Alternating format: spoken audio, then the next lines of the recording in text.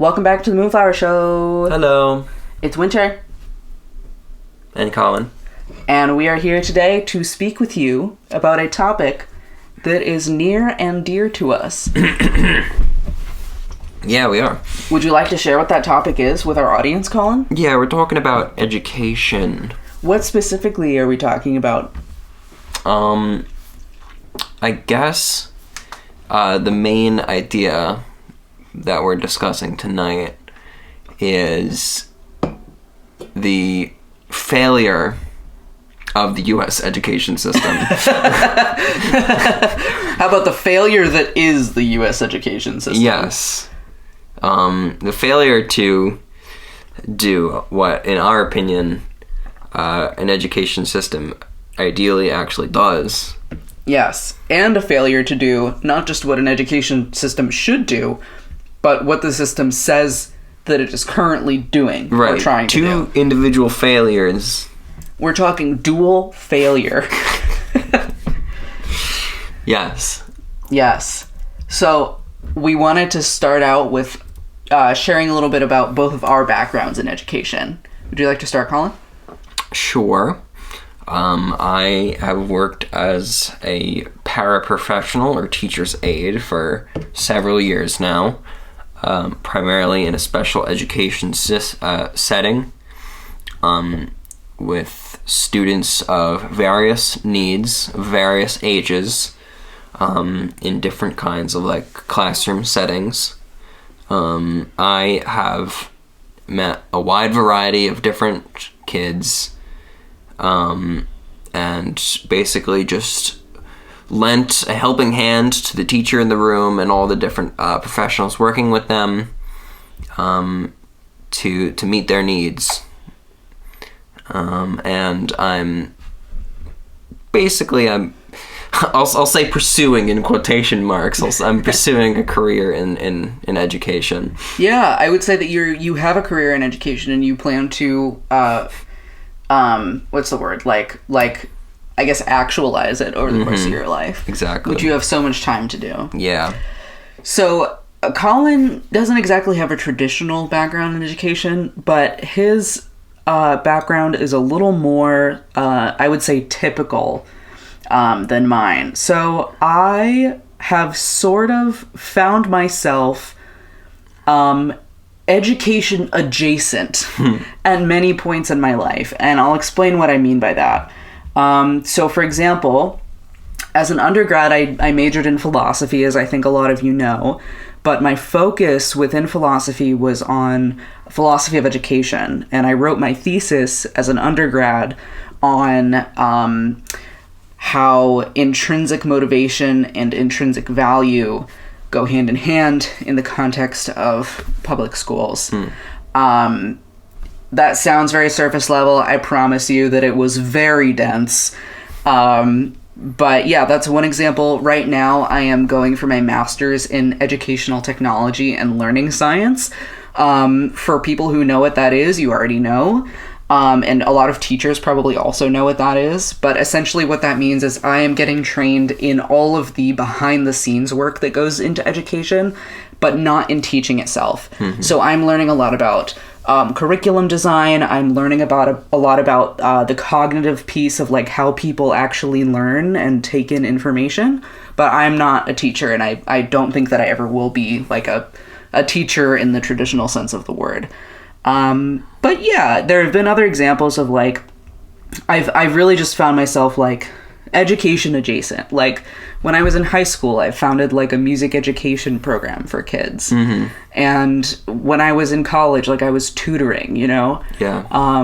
I feel very passionate about learning as something that is inherent to the human experience. Yes. And something that can be very joyful, and something that I care a lot about, and that's why I am getting a master's in my field.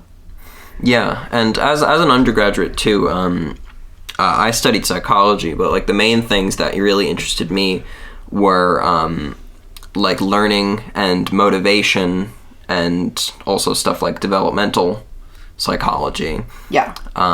Which, our education system plays a big role in children's development, at least here. Yes, it does develop the children.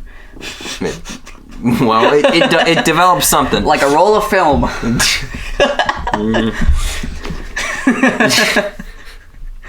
I'm just kidding. I'm also in the middle of 3 weeks of final exams and projects and stuff, so please bear with me as I am ridiculous this evening. I'm bearing. Yeah, Colin's bearing with me. Let us know in the comments if you're also bearing with me. Right. So, knowing what you know now, here's a question.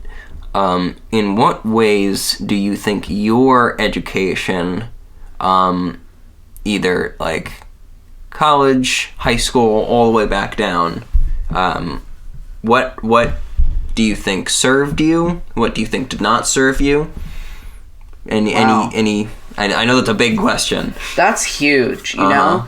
And on the one hand, I feel that I've gotten a lot out of my education. I am a person who is book smart. School, I'm not going to say it's easy for me. I don't think something as rigorous as college is easy for anybody. Yeah. You know? Or maybe it is for some people. Maybe there's some geniuses out there who it really is easy for. Right. But it came naturally to me. But I also found myself just perpetually frustrated with the lack of excitement that there is about learning stuff. And that sounds like such a posh thing to say, you know? Yeah. Like, can't we all be excited about learning? But when you look at little kids, you know, they want to learn about science. They want to do that little volcano experiment in your sink. They want to know how the world works. They ask all those annoying questions. Why?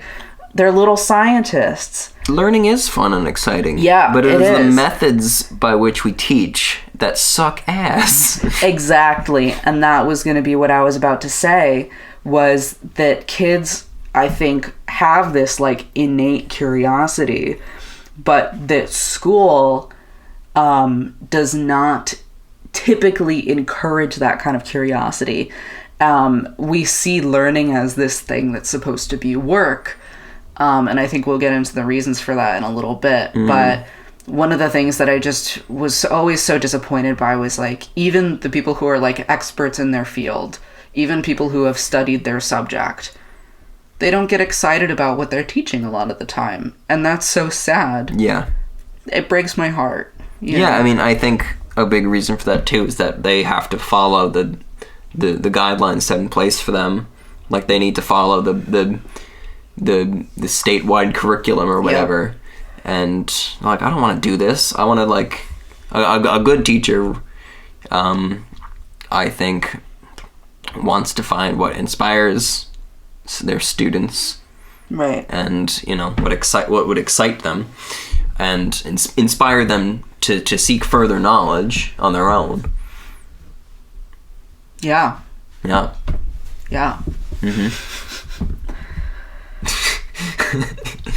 You've got a face on like you stopped listening halfway through my sentence. I think that sometimes when I speak about education, I am at the point where I have to make sure that I don't get jaded about these conversations. Well, I mean, okay, we're spoiler alert, we're gonna be saying some really jaded, cynical shit in this episode because the state of our education system is shit.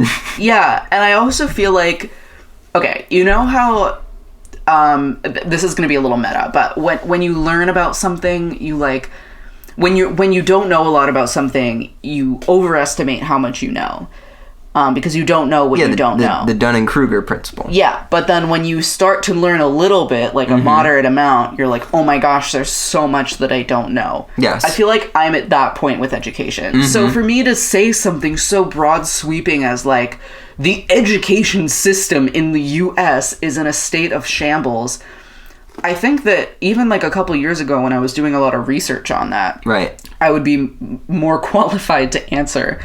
But now that feels so sweeping. So what exactly do we mean by that? Okay, quick point before we get into that. I think that you're not more qualified to answer, but rather I think you are more qualified to answer, but not as confident probably, because if you've ever seen like the Dunning-Kruger effect, which is what Winter just described, like the better you get at something usually, or the more you learn about something, the less confident you become about it, because you realize how much there is that you don't know. Yes. But a lot of discussion around it describes it as sort of like a parabola. Like, there's a dip in the middle where on the x-axis you have like experience. You're making a lot of faces right now. I'm really intaking this information. Can you visualize this? I visualize the parabola, yes. Okay, on the x-axis you have experience, right? Yes. And then on the y-axis you have confidence. Yes. Okay, so it goes down at first because you start up at the top left where you have no experience, lots of confidence. You go down and you're at the valley. Yeah. That is the I have no confidence. No confidence, but moderate experience, right? Yeah, I think that might be where I am. And then you start to go back up as you become more self-assured and more specialized in your field. Yeah. So I think that makes sense because my program is only a year long. Mm-hmm. So I've only been taking classes really since like May, and then more rigorously since August. Yeah.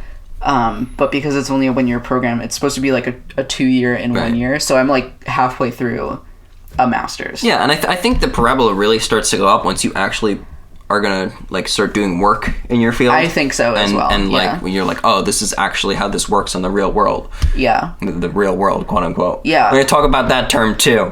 Yeah. Oh my gosh. Don't even get me started.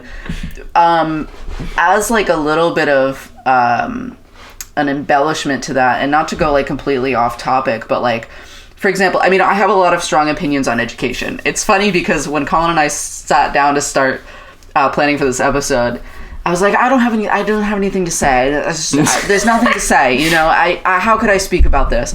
But then like 5 minutes in, I was like, here's exactly what we need to do to like solve these problems, and here's like how I feel about all this.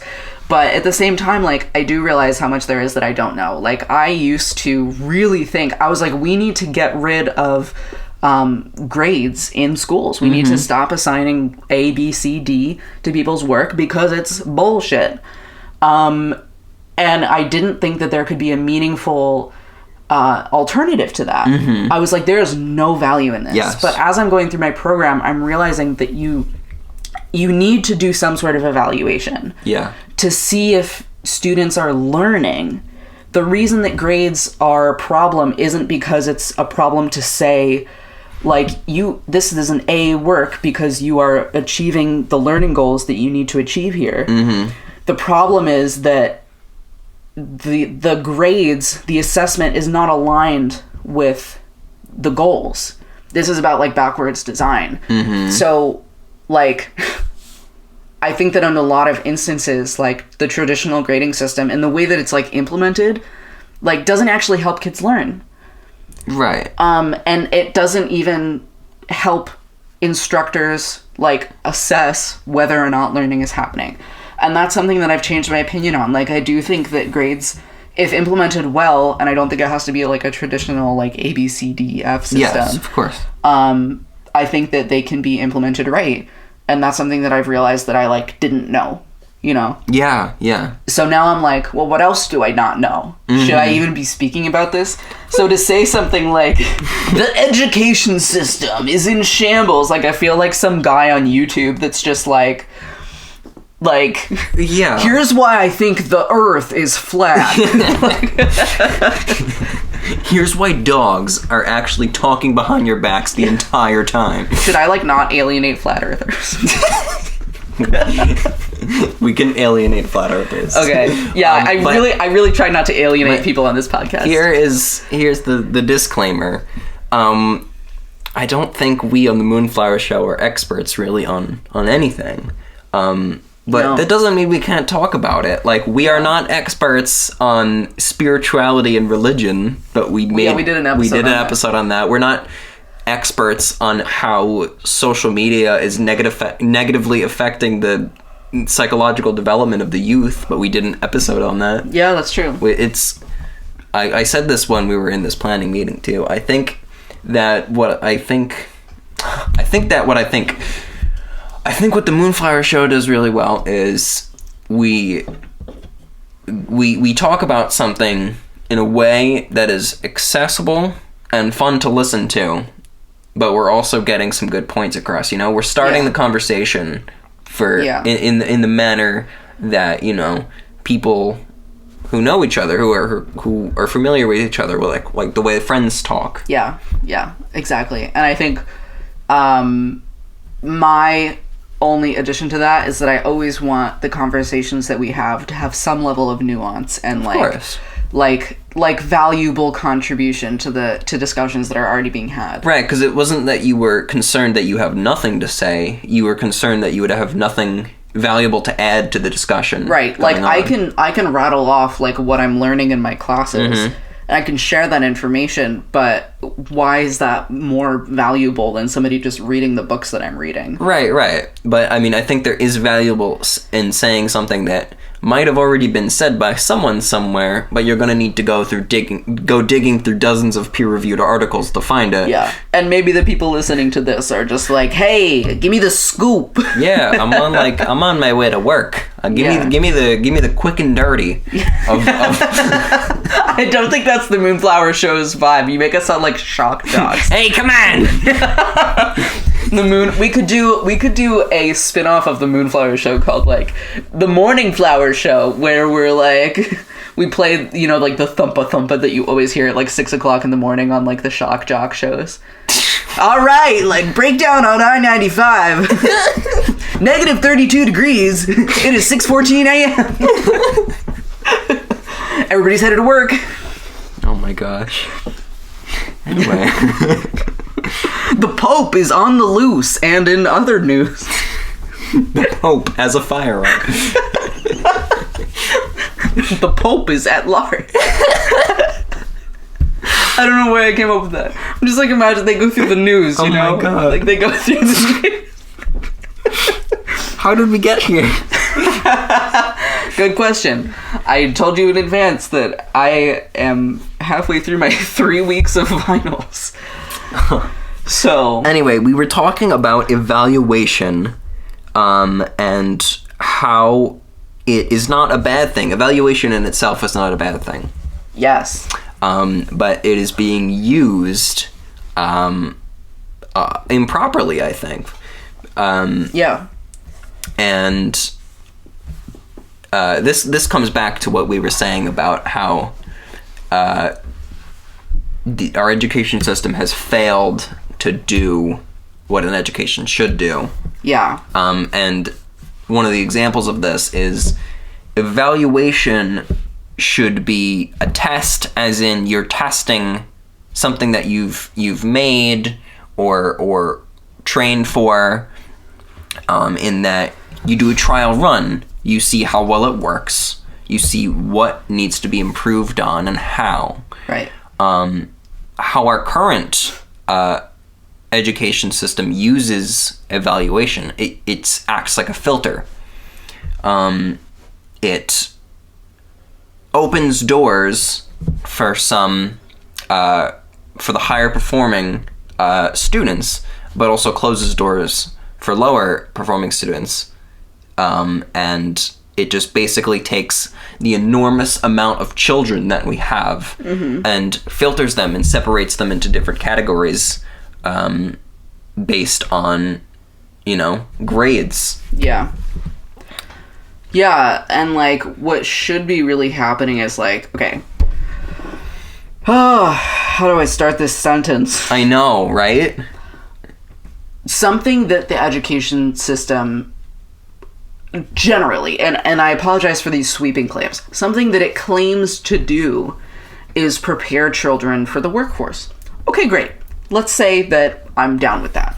Right. What we should be doing is going to the workforce, TM, like whatever jobs you want to be preparing kids for. Say you want them to be a mechanic. You should be going to the mechanic and saying, hey, what do these kids need to be able to do? Yeah. You know? And the mechanic will tell you, well, they need to be able to do like an oil change. They got to understand how the car works, how like it's like all the parts work together. And then you go back and you say, okay, cool. The kids need to know how to do these things in order to do this job. Right. Boom. And then you base your fucking curriculum off of that. You know? No. Instead, we were learning who Amerigo Vespucci was. I'm sorry. And memorizing what years that he fucking sailed. Yeah. You know? Yeah. And like... Nobody's ever used that information in their life, ever, except for experts on Amerigo Vespucci, which I could probably count on my fingers how many of those there are in the world. And the thing is, it's important to get that level of fine-grained detail on topics like history and anthropology, and it's not to say that stuff isn't valuable, but that stuff is so specialized, you know, and there are certain things that I do think kids should know about history. Of course. But once you get into like a certain level of like specialty, like that should be higher education. That should be what higher education is. I think that like there are so many different things that school needs to prepare children for, you know? Like it claims to like prepare them for the workforce, but we also need kids to like know basic life skills, because sometimes those don't get taught at home. We need kids to know about like finance. We need kids to know about how the government works. Yeah. And not the version of, honestly, I was taught a version of American government in my high school, which is great, but we were not taught how to register to vote. We were not taught how to find our polling location, you know? And it's like, I can figure that stuff out. Not everybody has an easy time with that stuff. Yeah. You know? We need to prepare kids to be able to take care of their health. The health curriculum. Don't even get me started. Oh no. I'm currently writing I'm designing like a hypothetical course that is based on health standards. And I've been like putting it together, and we're supposed to like align it with like national standards. And I spent like the first half of what I wrote just like saying why the standards are not good enough. And then I was like, oh wait, this is not what I'm supposed to be doing. I'm supposed to be designing a course. Point being, health standards, not good. Yeah. But yeah, like there's things that school needs to prepare kids for. Specialty is not one of them. Right, yeah. And like I do think that there's value in like trade schools, you know? Like that's valid. Yeah. Like if you want to enter the workforce right out of high school, it's good for you to have some skill. Yes. Yeah. This is one of the two failures that we were mentioning in the beginning. Yeah. The first failure, this is the second failure. The first failure was the failure to do what an education system ideally should do. Yeah. Second failure was failure to do what the current education system claims to do, which is prepare students for the workforce. Yes. And it doesn't do that. No. Yeah, and I think that second goal also is kind of a generalization, because I think it also claims to like prepare students to be like citizens, like, you know, or like just members of society, which includes like things like home economics, health, finance, American government, you know. I know. But that definitely priority on the workforce part, though. Yeah, like if we I don't want to get controversial because I know there's a broad range of opinions on this, but if we are really teaching kids how to be like citizens in schools, then why are so few people fucking registered to vote? Yeah. I'm not like I know that there's like a broad range of like opinions on that, and I do think that like that is a controversial subject. But I'm just saying. Why not? I mean, that's real. That is not the priority for the people who have put these systems in place, you know? Oh, it's not. So that's what the school system says it should do. And then what we think that it should do is, like, foster a joy of learning, you know? What exactly did we write down? We, like, wrote this down. Yes, we need to help kids discover themselves and ask them what they want to do more often. Yeah. When children and young adults are supported in doing the things that they are intrinsically motivated to do, they can accomplish amazing things. Yeah, like, I kind of went off on this a little bit. Right, yeah. Do you want me to go off on? Well, I just want to say that, like, school... I mean, the question that they ask you in school all the time is, like, what do you want to be when you grow up, right? Yeah. They want the answer to be, you know, a career. Yeah. An occupation. Yeah. But I think that's super harmful to, like, have them focus so solely on that, you know? And that is our culture, which sucks. It's like your career is everything. Either that or you know, you don't have a career and you dedicate your life to, you know, one other thing, and then you're not allowed to have a career. Yeah. Instead of having this varied and balanced and healthy life. Yeah. It's like, it shouldn't be like, what do you want to be when you grow up? It's like, wow, that's really just making your career your whole identity. Yeah, that's our culture. Yeah. But I don't think it should be. No. It should be like, what do you want to do when exactly. you grow up? What do you want to do? Like, Yeah. Do you want to go climb a mountain? Do you want to build a rocket ship? Do you want to, you know, be the first person to talk to a fish? Yeah. Yeah, like, hey, why not? Like, exactly. Kids have these crazy dreams sometimes. And, like, honestly, within reason, why make them wait? Like, if a kid says, when I grow up, I want to be a veterinarian, I don't know what a kid could do, like a 7-year-old, but maybe you can go with them, find, like, an age-appropriate way for them to help out with their local animal shelter or something. Yeah. Maybe they can, like, do, like, a food... like a pet food drive or something, and see if they like it. Like, start them young. Yeah. If they're like, I love animals, then be like, awesome. Let's go do some animal stuff. Right. you know? In a vacuum, your kid is gonna be interested in something. Children are so curious and intrinsically motivated to learn. And you have to let them, like, run with it a little bit, you know, without like pushing them into, like, high stakes situations just yet. Like, do something with them, let them explore it, you know? Like, ask them what they want, and don't just have it be a conversation starter. Be like, what do you want? How can I help you chase what you want right now, you know? Because they have this, like, intense curiosity and drive. Yeah. And chances are that it's not going to last. Yeah. So you have to help them harness that while you can, you know? Yeah, and ideally that would be the job of educators. Yeah. You know? Yeah, and parents, too. Yeah, parents, too. Of course you can play a role in that. But, I mean, educators could listen to these children, you know, work with parents, potentially, and put the tools in the hands of the children that want to do these things.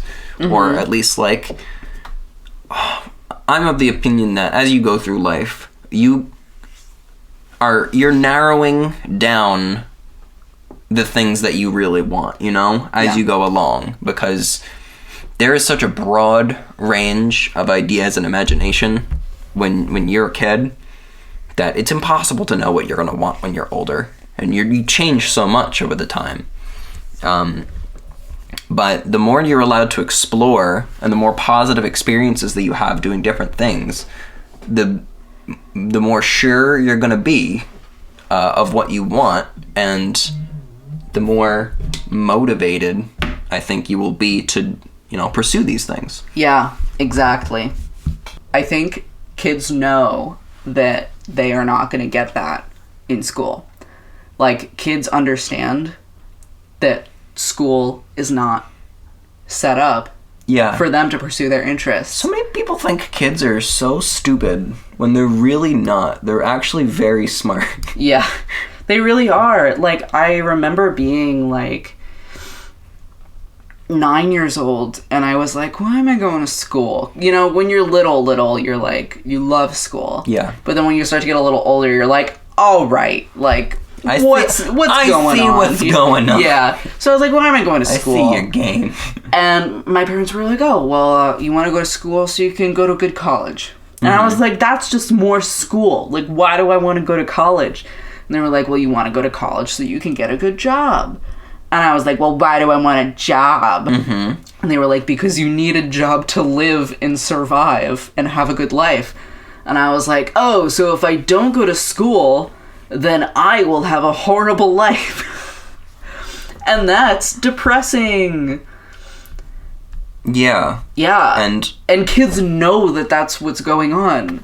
Right, yes. So what this means is the primary motivating factor for a lot of children who succeed in our education system is the fear of failure and the fear of being left behind by a system that will absolutely leave you behind and set you up for a life of misery.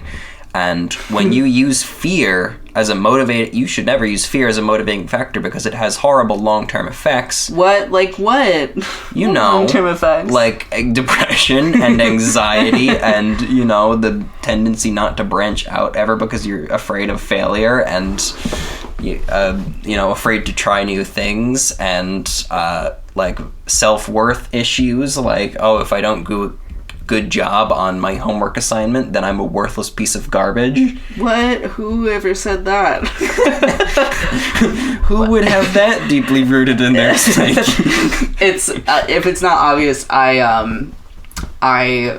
have some of these long-lasting feelings and attitudes towards school that I am disappointed that there has not been more opportunity for me to work on. And I'm doing my best, man. Yeah, like, of course. I've read about intrinsic motivation. I've read about, like, value theory, and, like, that shit is so inspiring to me. And there are moments when I'm just, like, reading something or learning something and I'm just, like, in the flow and I'm like, oh, yes, like, take me into this.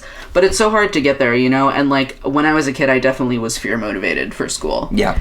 And it was paralyzing for a certain point because I had ADHD as a child. So I would just procrastinate on all my homework and I was so disorganized and I was like, well, guess I'm just a failure. And I was in the gifted and talented program too. So I was like, well, there comes imposter syndrome. I was in a very similar boat. Yeah. And I mean, I'm really grateful for all of the academic opportunities that I've had. Partially because, you know, I'm privileged in certain ways and I think that's opened doors for me, but I've also worked really hard. But at the same time, I'm like, come on, like, after, like, all this, like, I still am, like, motivated by fear, you know? And I mean, wish that wasn't the case, and I wish that... It was a large part of your development, and that shit lasts. And I think that's true for a lot of kids. You know, there's so many people who are, well, I don't even know if this is true, but anxiety and depression rates in youth are high right now. They're going up. And people are like, why is this happening? I think some people know. The people who are studying it know. But I think that the way that we, like... I mean, there's so many reasons. I think it's very clear. But part of it is school, I think. You know? Fear is a bad motivator. It's a bad motivator. Yeah. It's an evil motivator. It's an incredibly damaging motivator. Yeah. I mean, you were a psych major. Do you want to, like, speak a little bit more about, like, what that actually does? If I could pull from my memory banks. Yes. You know, clinical examples. Use your knowledge. Experimental examples. It's in there. As long as I can pull it out. Fear never gets... someone to do the thing that you want them to do. It gets them to avoid certain behaviors. And certain behaviors that they're avoiding may be ones that you want them to avoid, but it's not gonna help them be... I'm doing a terrible job of explaining this. It's been a while since I've been, actually actively studying psychology, but my point is that you are, without an actual positive motivator, people are just going to return to old habits, or they're going to find alternatives, or they're going to lash out, or they're going to shut down. It's like trying to it's like trying to contain something that can't be contained, Yeah. Yeah. Yeah. That makes sense. That's the best way that I can describe it. So, like, long term, what ends up happening is, like, you're not actually, like, kids are not actually, like, really doing school. They're avoiding what exactly? They're avoiding this big scary picture that we've painted of failure and like a terrible life. Like, if you don't do well in school, you're going to end up broke and alone and unloved and unimportant. Yeah, and that's what it is. This is the thing that we teach. Those are the things that are tied to it. It's not just like, oh, if you don't do well in school, you'll have a mediocre life. It's like, in America, not having a job means you don't have health insurance, means that you don't have an identity. It means you don't have an identity. Exactly. No independence. And sure, you might have somebody to rely on if you're so fortunate. Family or friends or someone. But then, I mean, like, God bless if you do, like, that's great. Right. But then, like, with that comes, like, all this guilt, Yeah, it's guilt, and you have no agency, no real identity that you can feel proud of or feel like you've accomplished anything. And then if you don't have that support system, you are essentially screwed. Yep. You are. It's poverty. Yes. It becomes poverty. And, like, wow. Yeah. What a motivator. Do good in school or you'll be poor. And all the bad things that come with that. That is depressing. That's depressing, yeah. Kids realize this. Kids realize this around, like, adolescence, They're like, oh, shit. Yeah. And, it's not... So, sometimes they do take it to heart, and they allow fear to motivate them, right?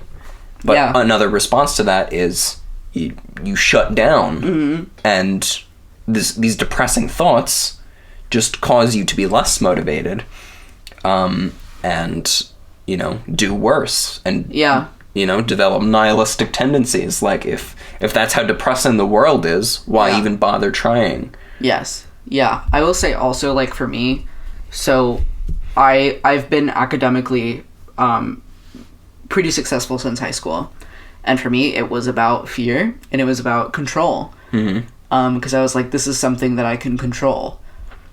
And as a kid, you don't have a lot that you can control. Yeah. Exactly. Yeah. So I was like, I'm just going to hang on to this and get really good at this. And that works out because I have to do it anyway. Yeah. Yeah. And even if fear moves the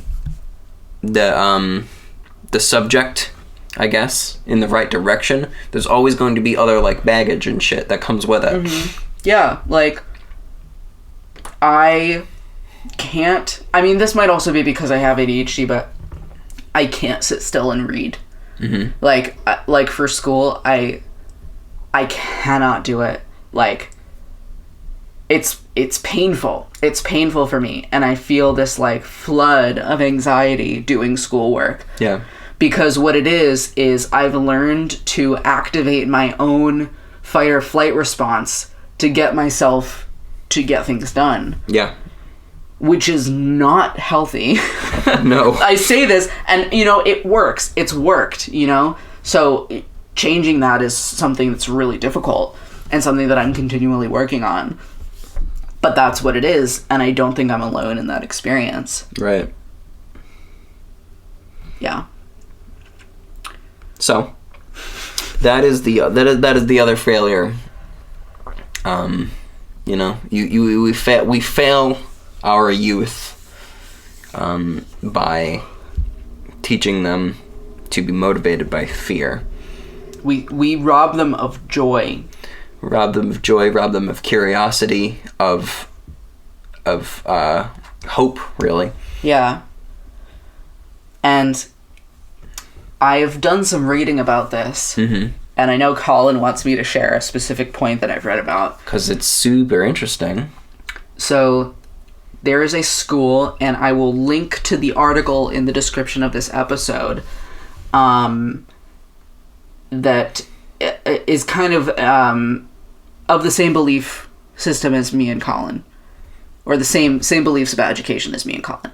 They specifically want to get kids to be intrinsically motivated about learning again. Right. They, I believe, are a magnet school, and they take kids from high needs schools who are struggling. Mm-hmm. They take them into this school, and they don't have a traditional grading system. Their curriculum is personalized to students. It's learner based. It's if you want to learn about cars, you can learn about cars. If you want to learn about animals, you can learn about animals. If you want to learn about marine biology. But the biggest, or I think one of the biggest challenges that they face is they get these kids, fresh out of the public school system. Yeah. And they say, all right, sport, what would you like to learn about? What would you like to do? Mm-hmm. And the kid says, nothing. Yeah. And they say, okay, I'll give you a second to think. And then they come back. And they say, what would you like to do? Nothing. And according to a report that I was reading about this school, it takes months of one-on-one work to get these kids to give an actual answer to that question. Yeah. And that just makes me so angry. That breaks my heart. It's and these are kids, They're high schoolers, and they're kids, who can't think of anything from this world that they want. The experience of desiring a goal, the fire of it. It's an amazing part of the human experience. Of course, and it's such a human thing that we all have the capability of feeling, even if you think that you're the most laziest, unmotivated person ever. You were probably just robbed of that motivation somewhere along the way. Yeah. We are innately curious and we're driven.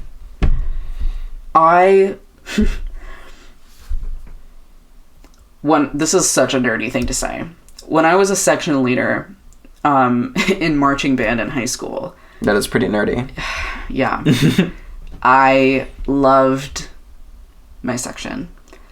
And I felt super empowered in that role. Mm-hmm. We had a lot of new people. We were the front ensemble.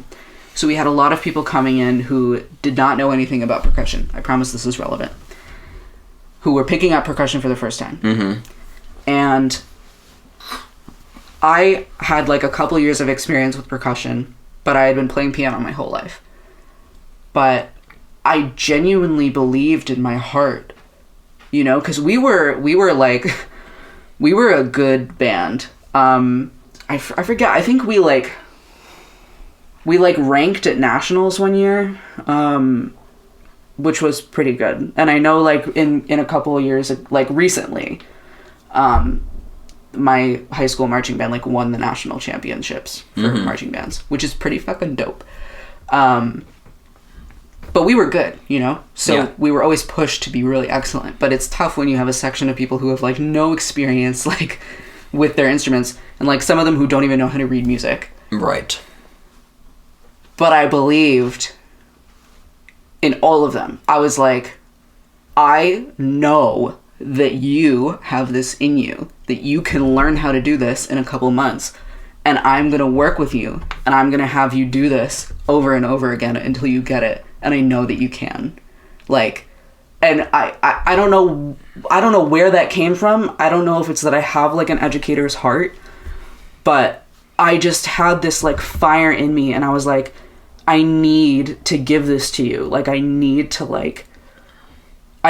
let you know that you can do it. Like, and I think that there are so many kids who don't have that. And I mean, I guess I bring this up because the students around me, and most of them were like younger than me, when they saw this, somebody who believed in them without wavering, they rose to it. Right.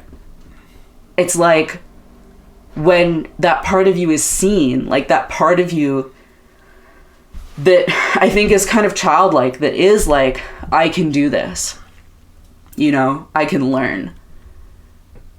When that part of you is seen, I think that anybody can rise to that. And I think that not everybody has that, though, And, like, all I want to do is, like, sit down with students and, just let them know, with my whole heart that they are capable beings, that they have agency, and and even in the fucked up state of the world that we're in, that they still have agency to not give up, that yes, you can learn. I remember I said this once. I was like, you can, I used to say, you can do anything. And some philosophical person, shot me down and was like, can you grow wings and fly?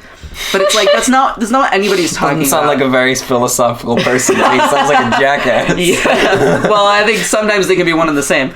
And I say this as somebody who studied philosophy, but that's not what anybody's talking about. It's like, you are going to have limits your whole life. Yeah. But I want to bear witness to the fire that I know exists in all students, even if it's small and gets dim over the years, I know it's there. I still so wholeheartedly believe that every student in the world, every human in the world has the capacity for excellence in something, and I just know this. I know it in my heart, Yeah.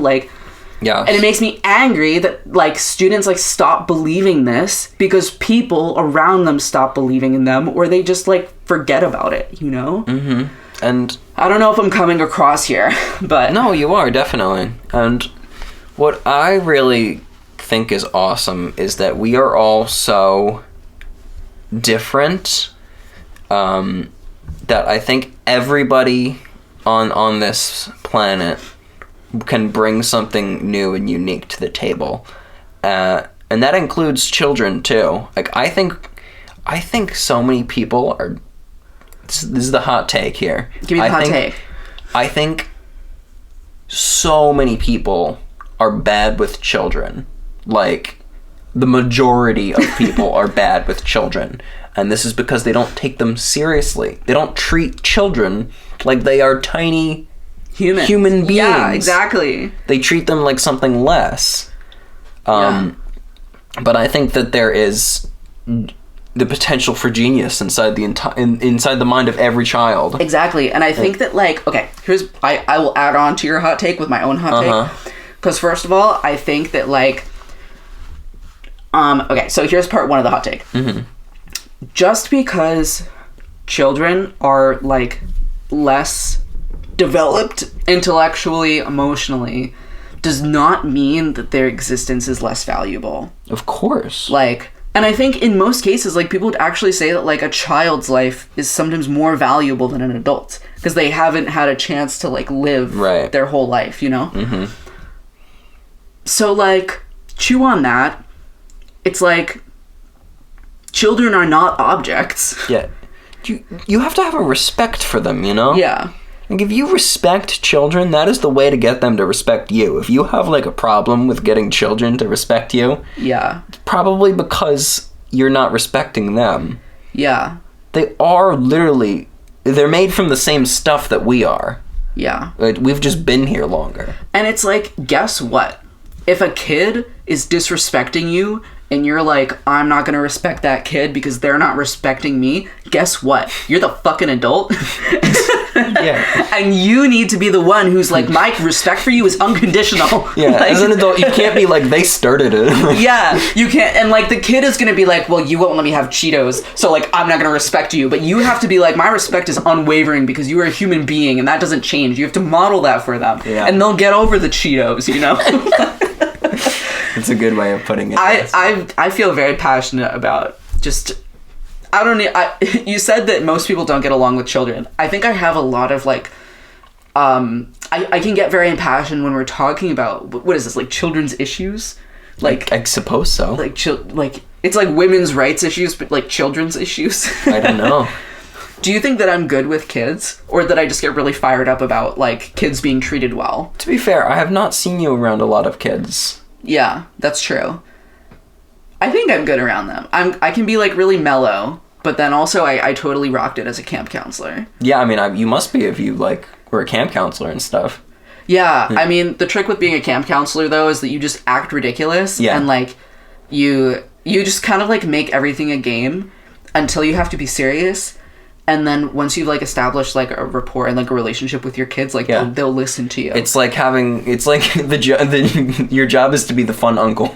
Yeah, exactly. For the summer. But like, I mean, there are times when you need to be serious with kids. Like there's times when like we've like just like fun uncle, you know? Yeah, it's like come here, sport. Sometimes like campers will like you know, I had a camper like go off by herself. Uh-huh. And like I had like a reputation as like the fun counselor. Like I was this like wacky like person, you know?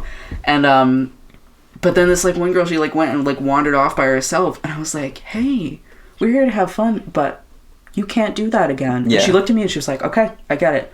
And I was like, I wasn't even worried about her doing that again, you know? Because you know what? she took showed me her seriously. respect, and you were just telling that because you were concerned about her well-being. And I didn't need to yell at her. I didn't need to make a scene or anything like that. We just handled the situation, and I explained to her what it was, and she got it, you know? But that's all kind of a tangent. I also don't want to make myself sound like a camp counselor who was like losing their children. You weren't. I don't think that... Yeah. You're supposed to keep track of them. You were. You saw one going off, and you were like, nope. Okay, that's true. Yeah, I did see her. So what was I talking about? Children's issues. Yeah. Yeah, you gotta respect the children. I'm very small and I have no money. Yeah. Oh my god, John Mulaney, that bit is good. Very John relevant, Mulaney. actually. Yeah. There's a John Mulaney bit for everything, though. I was gonna give part 2 of my take. Yeah, go for it. I'm a firm believer that people at every age have an evolutionary role that they have to offer the whole group of us as humans. Teenagers are great for pointing out the bullshit. Mm-hmm. They're great at saying this rule is stupid. They're there to help us get rid of all the stupid rules, you know? Yes. Like, if a teenager is looking at you and they're like, why do I have to do this? And you don't have a good answer for them, it's a stupid rule, you know? And it's their job to point it out. Old people are there to prevent us from making unwarranted changes that are too quick. Mm. That's why a lot of older folks, I mean, and this is a generality, like not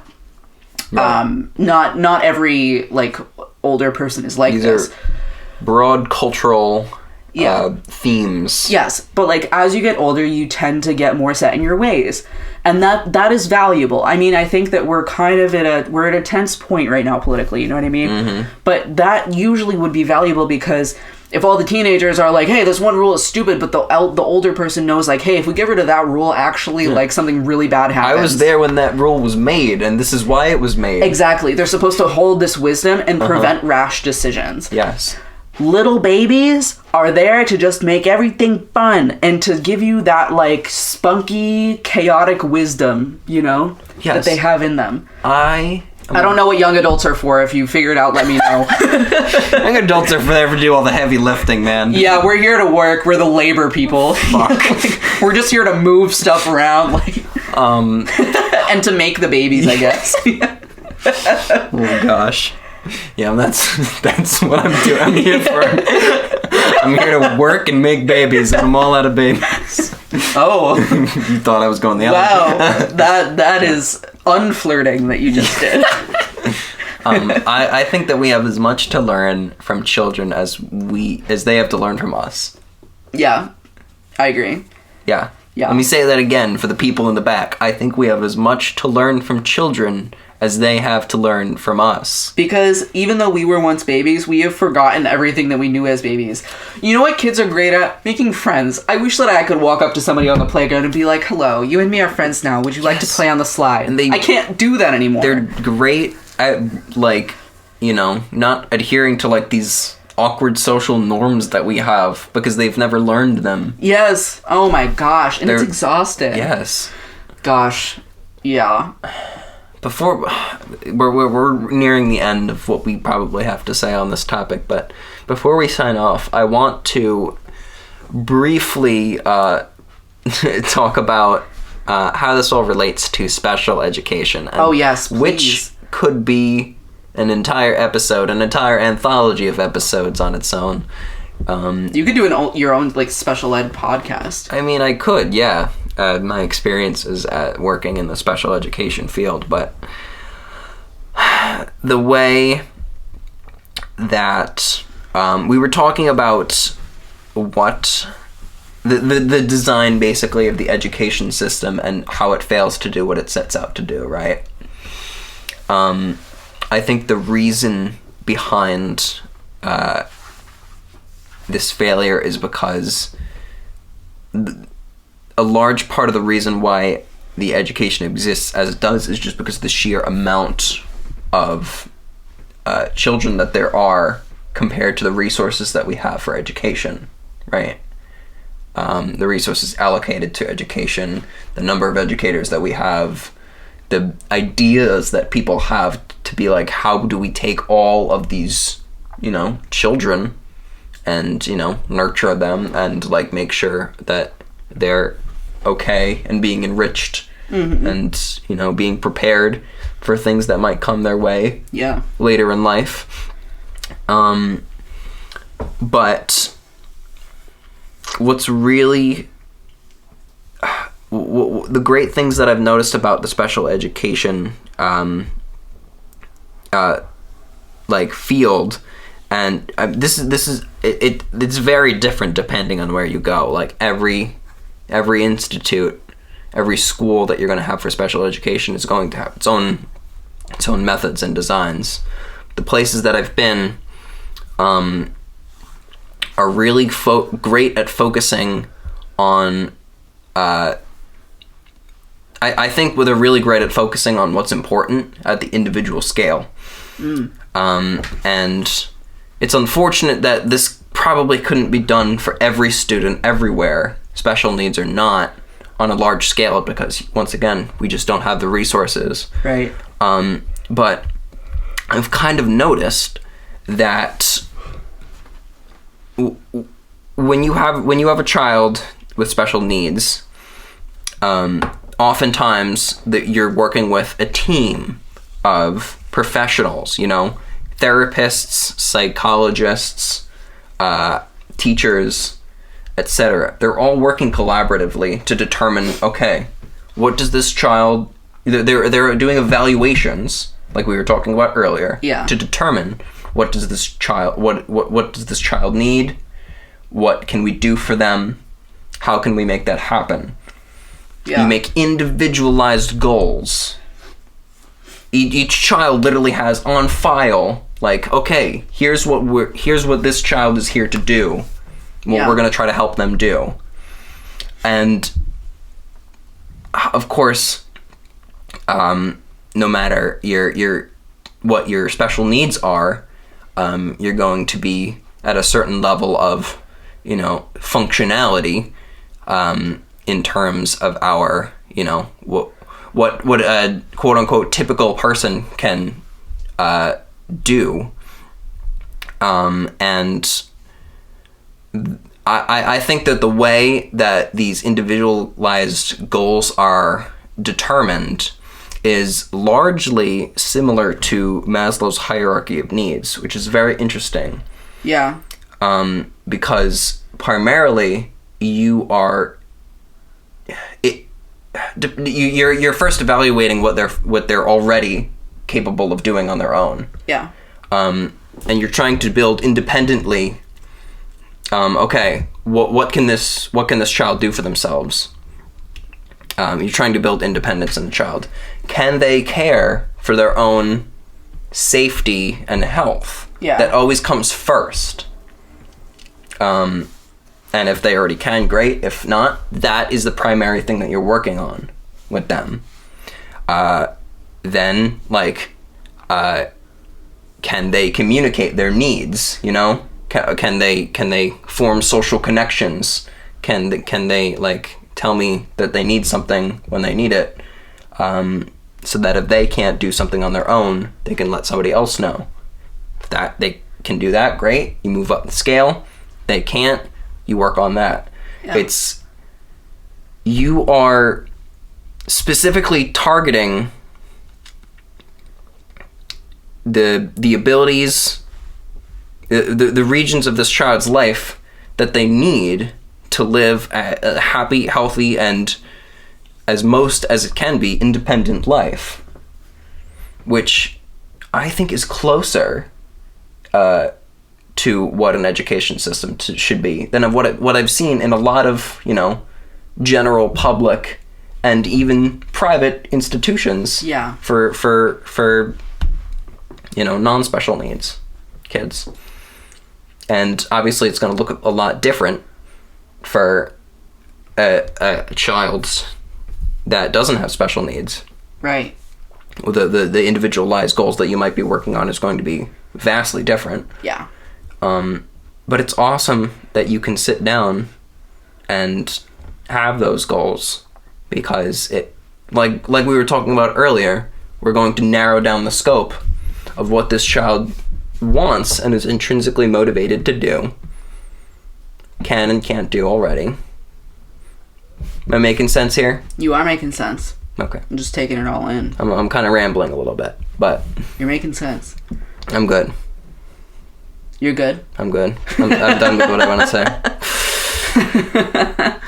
Oh, I'm good.